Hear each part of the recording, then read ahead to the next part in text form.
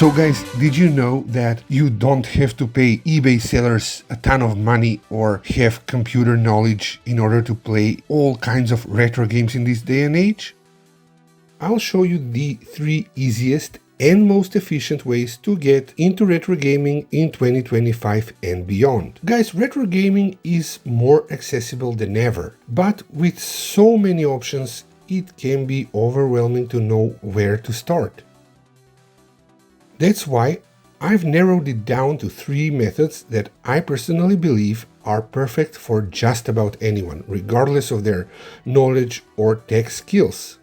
Even though the days when you could pretty much buy any 8, 16 or 32-bit era game for dirt cheap are long gone, there are still many ways to experience these games. From official collections to flashcards for original hardware and reproduction cartridges to simply using ROMs and emulators, though that requires some tech knowledge. There are many ways for you to play and enjoy retro games. So, for that reason, I picked the easiest, cheapest, and most efficient ways for you to get into retro gaming in 2025 and beyond without the need to be a tech or computer savvy person. So, I hope that by the end of this video series, you will not only know how to get into retro gaming in this day and age, but also learn a lot about all kinds of retro games that you may never have heard of or played. So what I'm gonna do is I will include the title and system of each game that I'm going to show in this video. So by the end, if you're completely new to retro gaming or if you just happen to have overlooked these games, you will have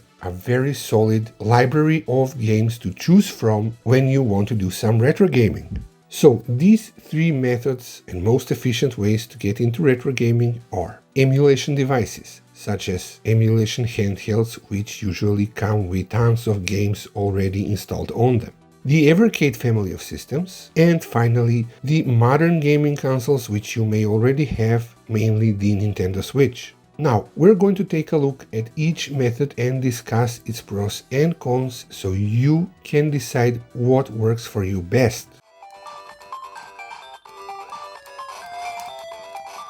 So now let's talk about emulation devices. In recent years, emulation consoles and devices have become very popular. So what emulation devices actually are? They're consoles or systems that let you play games from all kinds of different platforms. Anything from arcade games and early computer to home consoles could potentially be played on such devices. Now, depending on how powerful the hardware is, you can expect the device to play all kinds of games, sometimes even up to the PS2 or GameCube even.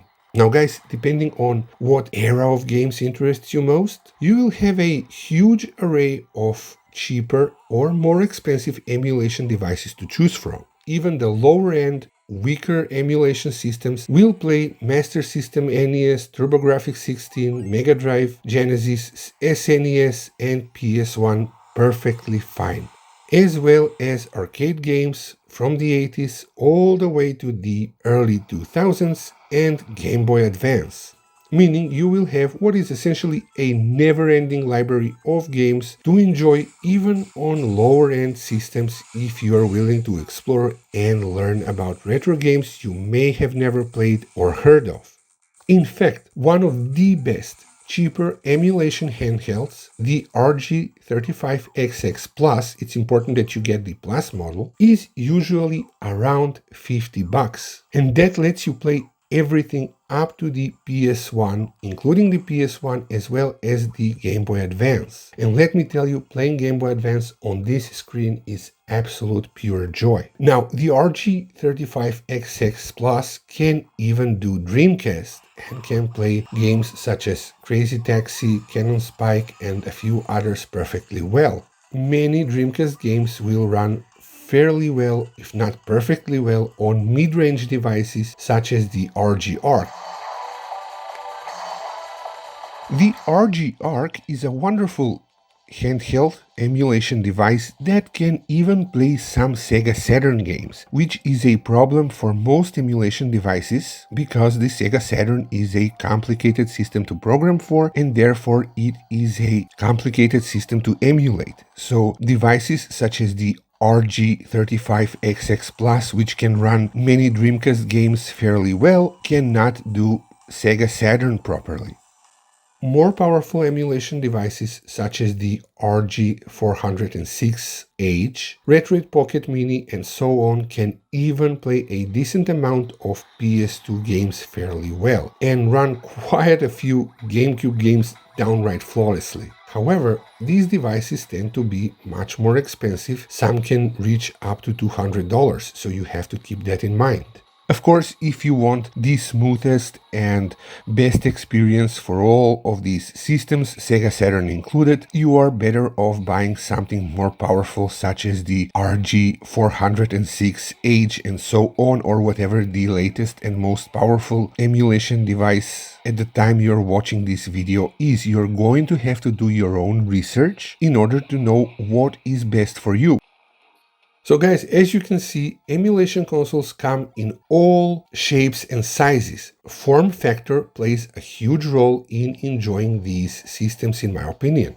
It's very important to pay attention to the ergonomics of the device you are buying and what type of games you plan on playing on it. Because this right here is exactly where the ergonomic design of these systems comes into play. Let me explain. For example, vertical devices resembling the Game Boy look nice and very nostalgic. They are great for getting that original Game Boy vibe. But regardless of what the designers have done to make the shoulder buttons comfortable to use, in my opinion, the use of shoulder buttons on these devices simply is not as comfortable or as accessible as it should be. So, if you are going to play games that require all 4 shoulder buttons, you might consider a horizontal device instead.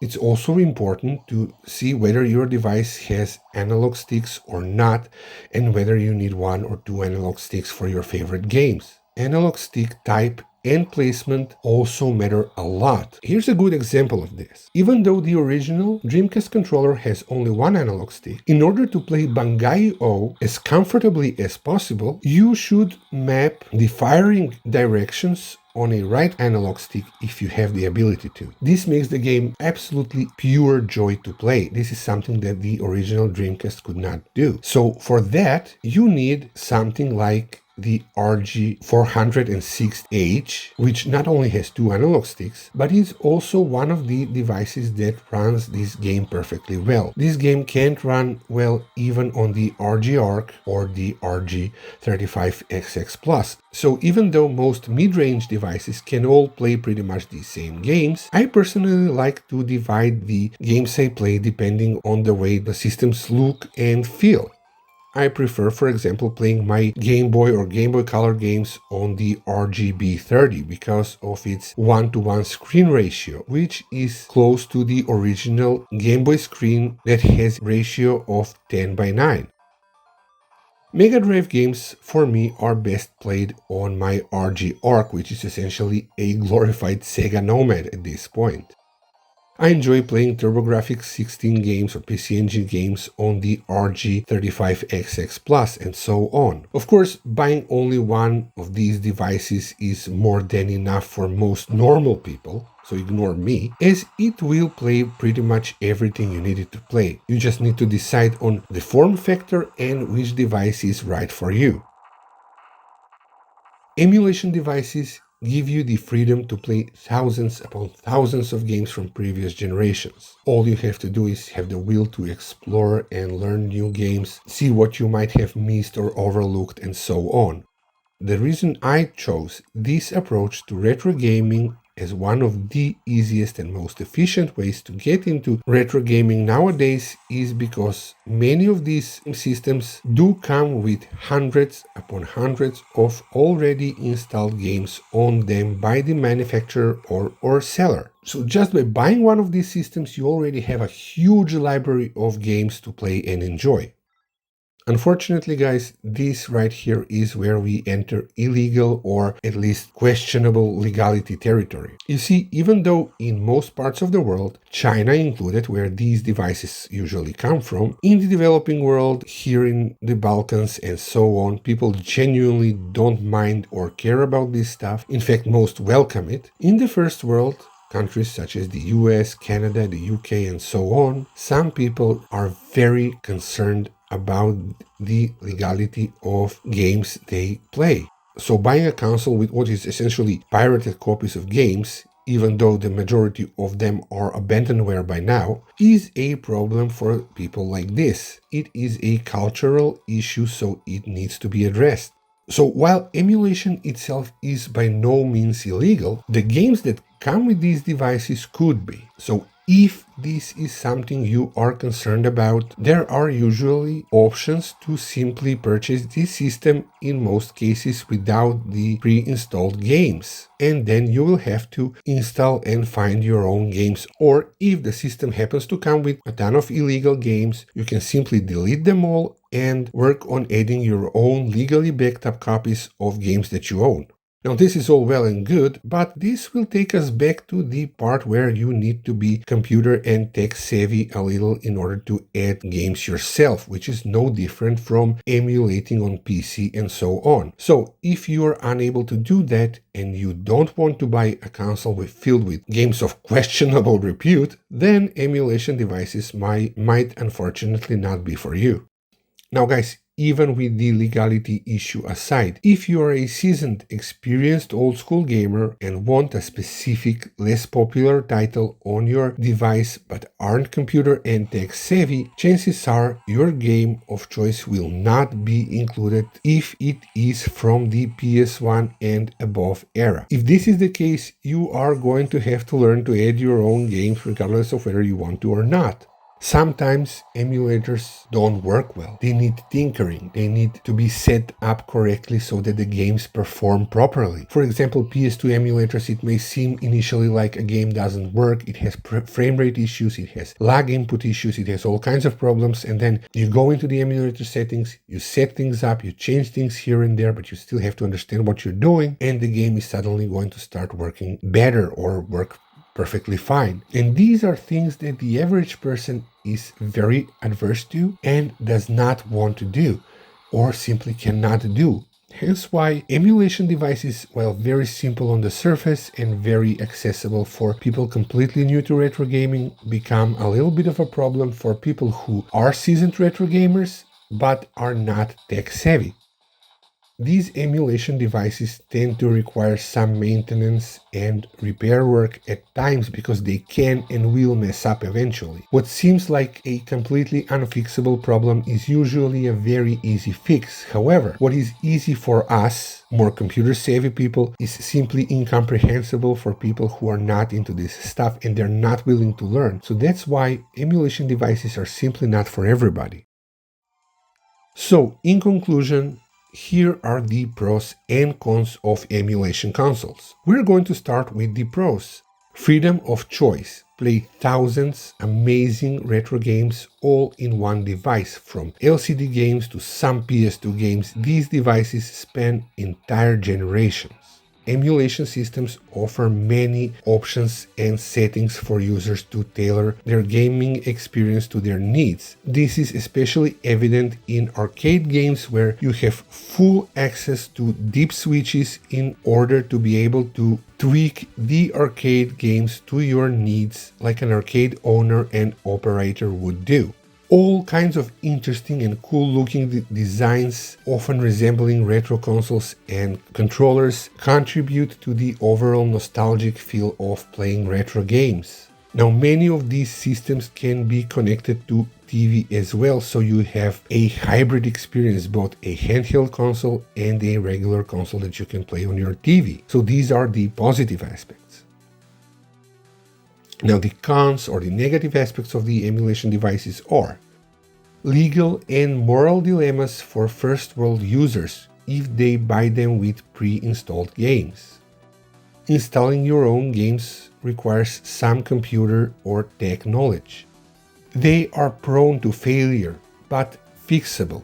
emulation devices are primarily hobbyist systems that sometimes require maintenance, which in turn requires computer or tech knowledge, or even some electronic know-how to do simple repair work such as reseating a display cable and so forth. This means that if you are willing to learn how to maintain your emulation devices, they are probably the best choice for retro gaming for you in 2025 and beyond. But if you are not willing to learn this, I have other options for you to look at that require absolutely no knowledge whatsoever of any kind other than your will to simply play retro games. So stay tuned, because in the next video we're going to take a look at the Evercade family of systems and what they have to bring to the table when it comes to retro gaming in 2025 and beyond.